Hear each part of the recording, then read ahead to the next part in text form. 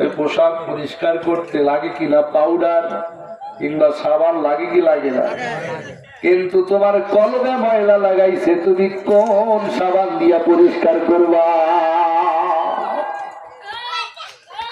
কাপড়ের ময়লা পরিষ্কার হয় সাবান দিয়া, শরীরের ময়লা পরিষ্কার হয় সাবান দিয়া, কিন্তু কলবের ময়লা তো সাবান দিয়া যাবে না। এই কলবের ময়লা পরিষ্কার হবে আমার আল্লাহর নামের জিকির দিয়া। সুবহানাল্লাহ। কি দিয়া? আল্লাহর জিকির দিয়া। তবে সেই জিকির জিকিরের মতো করতে হবে, এমনি খালি ব্যাঙ্গের লাফালাফি ঝাপাঝাপি করলে হবে না। জিকিরের নামে যাহা হচ্ছে এটা জিকির নয়। ওই জিকির করেন যে জিকির আল্লাহ রাসূল শিক্ষা দিয়ে গেছেন। জোরে কন্যা ঠিক না ব্যাঠি? ওলি আল্লাহ গৌস কুতুব পীর মাসে যেটা শিক্ষা দিয়ে গেছে ওই জিকির করেন, কামিয়াবি হতে পারবেন।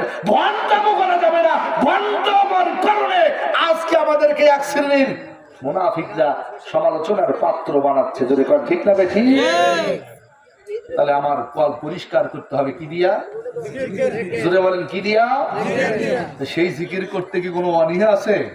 কোনো সংশয়, কোনো সন্দেহ কি? আপনারা কি আমার কাছ থেকে বিনিময় চাচ্ছেন যে হুজুর আপনার সাথে জিকির করবো, আমার কিছু দেওয়া লাগবে?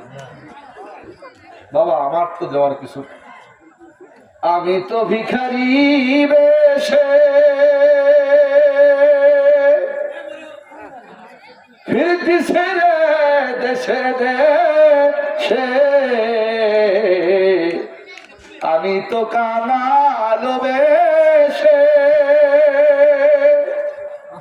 চলছি রে দেশে দেশে। কি দেব আপনাদের?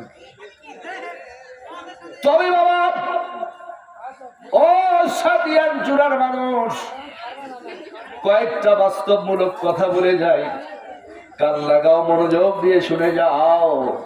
যদি মানতে পারো লাভ আমার নয়, লাভ তোমাদের। ফালাহুম আজরুহুম ইনদা রাব্বিহিম ওয়ালা খাউফুন আলাইহিম ওয়ালা হুম ইয়াহজানুন। এ বালিকা আল্লাহ জয় বলেন, বালিকা আমার ভাইরা, লাউহে মাহফুজ থেকে 23.5 বছরে একটা গ্রন্থ জিবরাইলের মারফতে রাসূলুল্লাহর হাতে এসেছে। তার নাম কি? জোরে বলেন। তার নাম হলো কোরআন।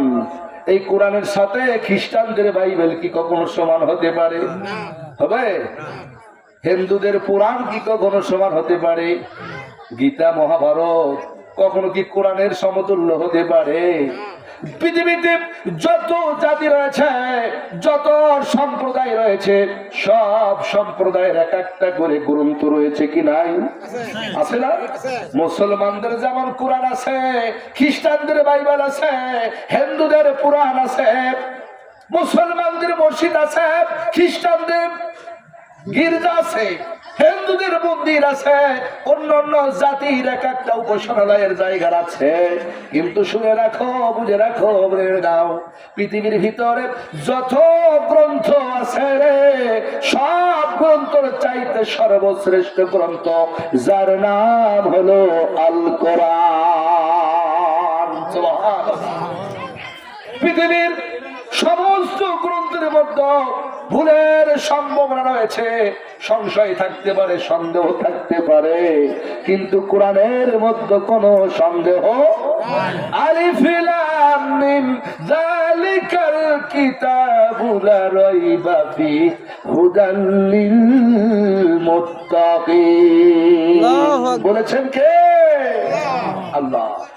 আল্লাহ রাব্বুল আলামিন সেই ঐশী গ্রন্থ আর কোরআনের মধ্যে বলেছেন, ভয় নাই, চিন্তাগ্রস্ত তারা হবে না কারা, যারা আমার আইনকে মেনে চলে, আমার রাসূলকে যারা আনুগত্য করে,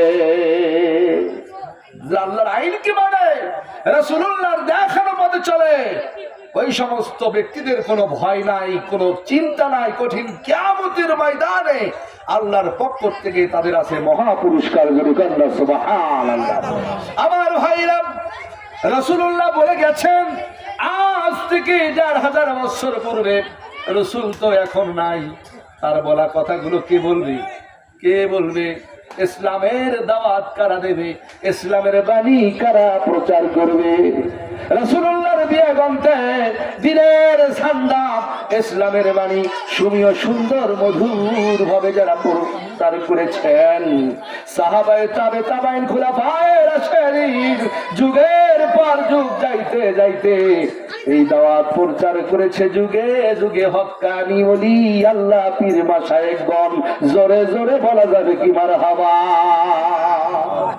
ওই মুনাফিকদের দ্বারা হয় নাই, ওয়াহাবীর বাচ্চাদের দ্বারা হয় নাই, ওই ফিতনার টাকা খুবদের দ্বারা হয় নাই, মিলাদ কিয়ামের বিপক্ষে দ্বারা রাস্তায় দাঁড়িয়ে ফতোয়া দাও, তোমাদের দ্বারা ইসলাম আসে নাই। বাংলার জমিনে ইসলাম এসেছে ওলি আল্লাহ পীর মাশায়েখের দ্বারা। জোরে কন্যা মারহাবা। আজকে সেই সমস্ত ওলি আল্লাহর বিরুদ্ধে তারা দাঁড়াইছে। কত ষড়যন্ত্র হলো না ৫ই আগস্টের পরে? বাবারে বাবারে, যত প্রকার ক্ষোভ ছিল, যত ক্ষোভ ছিল, এই সমস্ত ক্ষোভগুলো থাকলো ওলি আল্লাহ পীর মাশায়েখের সে মাজারে গিয়ে দেয়া, ঠিক কি না? কতগুলো মাজার তারা ভেঙেছে। কি লাভবান খুব হয়েছ? খুব লাভবান হয়েছ। পরিণতি ভোগ করতেছে যারা মাজারে লাথি মেরেছে, তারা পরিণতি ভোগ করতেছে। এই পরিণতি ভোগ করতে হবে যুগের পর যুগ ধরে। মনে রাখো, যাদের মাধ্যমে বাংলাদেশ ইসলাম এসেছে, যাদের চেষ্টা প্রচেষ্টা আমরা ইসলাম পেয়েছি, তাদেরকে তোমরা গালি দিয়েছো, আল্লাহর গজবে তোমরা ধ্বংস হয়ে যাবে। তোদের কথা ঠিক না? ভয় করেন আপনারা? কোনো সমস্যা হচ্ছে আপনাদের? আমার ভাইরা, বলতে মন চায় কিন্তু বলার পরিবেশ না। দেখা হবে, কথা হবে কোনোদিন আগামী দিনে কোনো প্ল্যাটফর্মে, কোনো সেক্টরে, ইনশাআল্লাহ। জোরে বলেন ইনশাআল্লাহ। টাকা দিয়ে কিনা যাবে না, ষড়যন্ত্র করে ক্ষমতার দাপট দেখাইয়া সিরাজীর কণ্ঠকে স্তব্ধ করা যাবে না। অনেক চেষ্টা তারা করেছিল কিন্তু পারে নাই। এখন তার সম্ভাবনাই নাই। গত বছরেও আমার শুধুমাত্র এক গোবিন্দগঞ্জ 34টা মাহফিল ধ্বংস করা হলো। মানে দাওয়াত দেওয়া, সেগুলো আবার আমার নাম শেষ করে অন্য মৌলবি বসায় দিয়ে সেই মাহফিল প্রোগ্রামগুলো সফল করা। কি সিরাজি শেষ হয়ে গেছে? সিরাজি শেষ হয়ে গেছে? সিরাজি কি অনাহারে মারা যাচ্ছে?